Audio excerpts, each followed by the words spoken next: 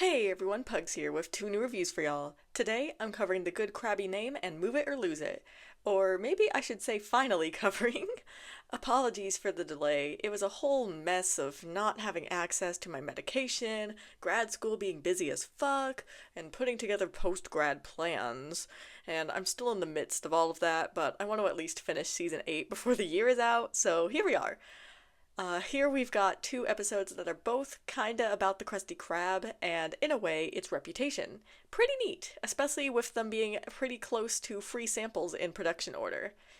As always, thank you all for tuning in to today's video, and I especially appreciate y'all's patience. Now, let's just get right into it. Well, alright. We've got another Krusty Krab business practices plot here in the Good Krabby Name, which I'm happy about because I tend to like these sorts of episodes.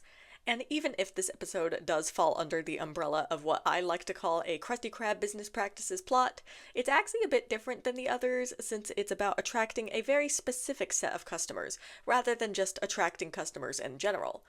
As in, there are a handful of people who have never eaten at the Krusty Krab, and Mr. Krabs wants them to eat there. Why am I being reminded of Kill la Kill right now? Honestly, this whole plot is amusing to me because it's like we're seeing Mr. Krabs be on the same level of perfectionistic obsessiveness that SpongeBob has demonstrated on numerous occasions, and I like that. If you think about it, this could be a Mr. Krabs and SpongeBob father-son crumb. That is, if you're cool enough to see it that way, which I am, so I don't know about the rest of y'all. Anyway, let me actually delve into the episode a bit. We begin with Mr. Krabs, as I mentioned before, being obsessed and taking pictures of these random people who we soon learn have never eaten at the Krusty Krab, which Mr. Krabs can't handle. I like Squidward's little line here about trying not to look directly at the customers. That was hilarious. Love those little deadpan asides from him. I also like his deadpan aside about getting overtime pay, which of course Mr. Krabs has never even heard of. So it's up to SpongeBob to do the free labor of getting these people to eat at the Krusty Krab, which is what pretty much the rest of the episode is about. Speaking of SpongeBob, he's pretty great in this episode, and his schemes to get these new customers are pretty funny. Dressing like a Krabby Patty and scaring that first customer away, like, too funny. And I love that he's such a bad promoter in that scene. Like, damn, how are you worse purposefully promoting the Krusty Krab in this episode than you were at accidentally promoting it in Squid on Strike? And Patrick's little bit in this part is really funny, especially in light of Krabby Patty creature feature. Um, Later, once SpongeBob and Patrick paint the whole town, I'm reminded of Have You Seen the Snail? Same thing with the Sky Rider, which is legitimately one of the funniest jokes in this episode, if not this season. Though, I don't know, the one with the guy screaming is up there too. Also, I love how that incidental completely changes color and arm length between the two shots that make up that joke. Like, how did that happen? I'm surprised by how much I love Patrick in this episode too, because he's too damn funny. I know I need to stop being surprised, as that means I have low expectations, but after so many appearances where Patrick was literally the problem, I can't help it. And lately it feels like the magic has been brought back to his foolishness, as I don't think I've had a complaint about him for like half of the season now? Don't quote me on that, I'm not going back and checking. But I just know that it's been going down, and I've been repeatedly pleasantly surprised, so that feels pretty good to me. There's also so many other small things I like in this episode. Plankton's little cameo is fun, and I love that this is one of those episodes where Squidward somehow knows how to man a grill.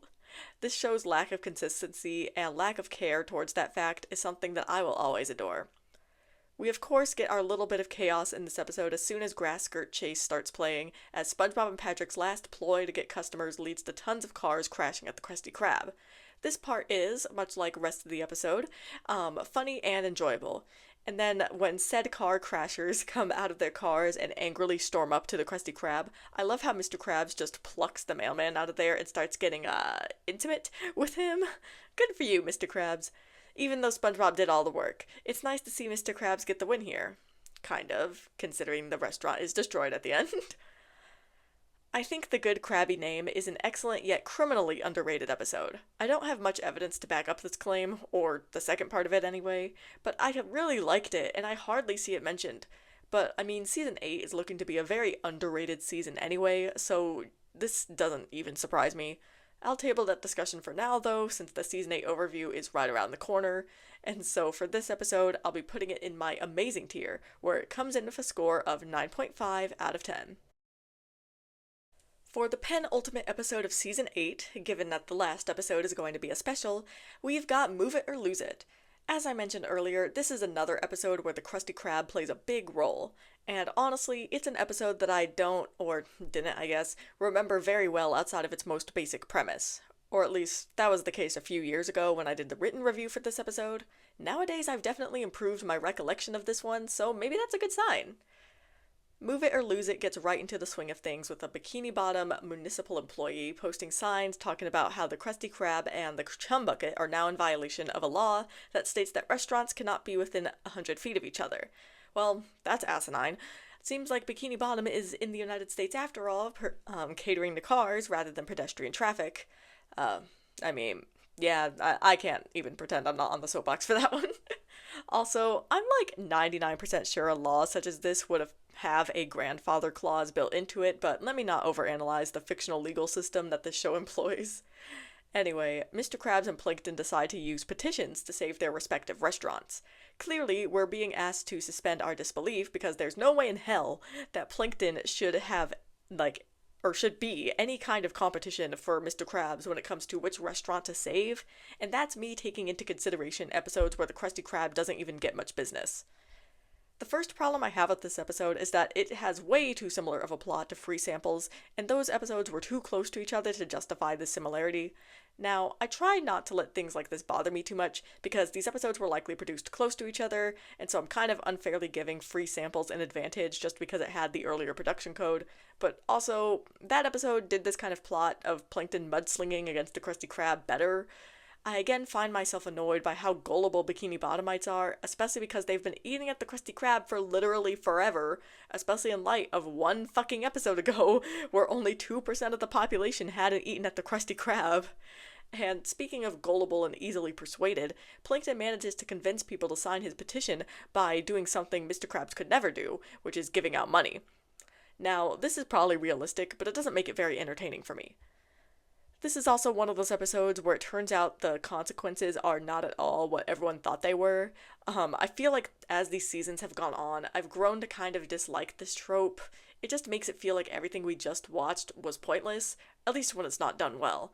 And I don't think it's done well here, because why in the H would the employee not tell Mr. Krabs and Plankton that the restaurant will only be pushed back 1 foot?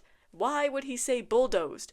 He also says moved during that scene, and it would have been far better if Mr. Krabs and Plankton just assumed bulldozed, not it coming straight from the employee's mouth. Oh well, I'm at least glad that the Krusty Krab won, and that the Chum Bucket got destroyed for real. That was pretty funny. So, Move It or Lose It was kind of on the boring side for me, if I'm being honest. There's nothing wrong with the episode per se, other than the plot point I already mentioned that made the entire episode kind of pointless. But there's nothing exactly right in this episode either. It's just fine, decent, dandy. In other words, okay tier, where it comes in with a score of 6.7 out of 10. As always, I'll be ending this video with some closing thoughts of mine. I'm wondering how many people chuckled to themselves about my rating just now. I don't really understand the 6-7 thing, at all. But let the kids have their fun.